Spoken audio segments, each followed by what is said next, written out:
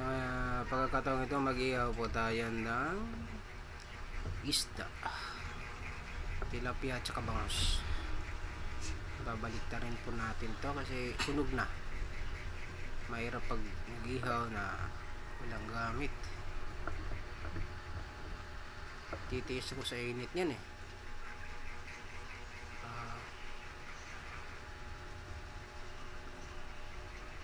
Kahoy lang gamit ko niyan.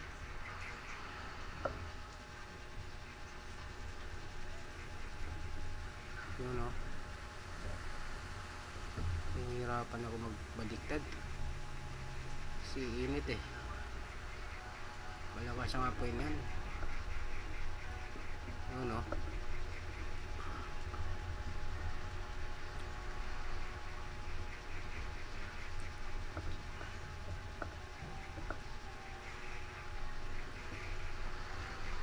Sarap na maligo sana oh.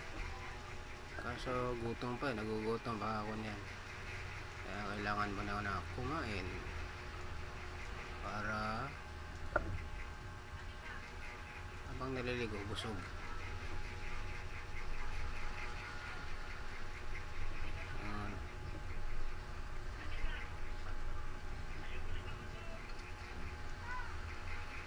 Hindi luto na yung tilapia niyan.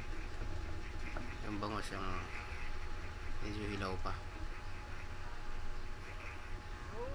Yun, ginawa ko na yung mga luto na. Yung tamang luto lang, yung sunog. Kasi mapangit yung sunog eh. Walang kalasa-lasa. Mapahit yun. Yan.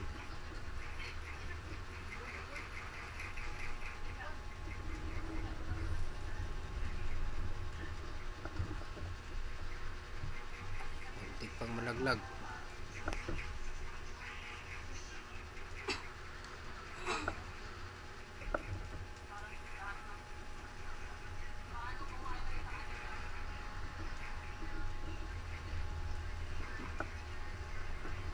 Yun o.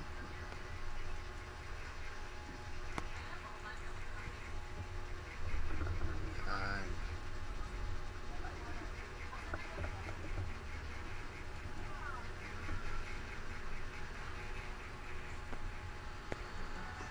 Itong bangos medyo matagal pa yan. Ilaw pa. Yung tilapia wala na. Konti na lang kulang yan. Malapit na yung maluto.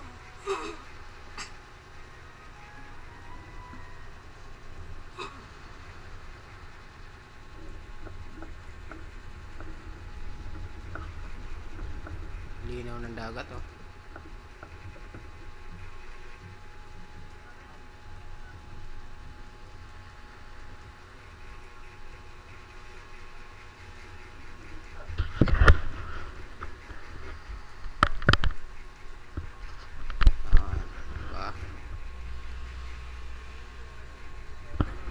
Yun, tamang-tama lang yung luto oh.